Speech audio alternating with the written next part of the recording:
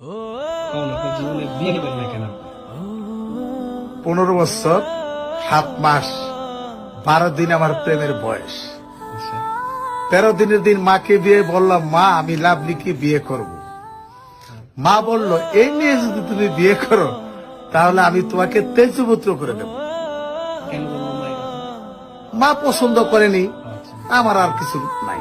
বলেন। তাই আমি ধর প্রথম লাভলির কাছে চিঠি লিখলাম রাত্রে 11টা 10-এ প্রথম চিঠি লিখলাম, লিখেছিলাম। হঠাৎ করে বসেছিলাম জানালার পাশে, তারপরে নারকেল গাছের পাতাগুলি ঝরঝর করে উঠল, তখনই মনে পড়ে গেল তোমার কথা। যখন মা ওকে বিয়ে করতে দিলেন না, তখন আমার মনটাকে স্থির করার জন্য এবং অনেক জায়গায় গেলাম, কোনো মেয়ের সাথে আমার পছন্দ হলো না, মনও মিলল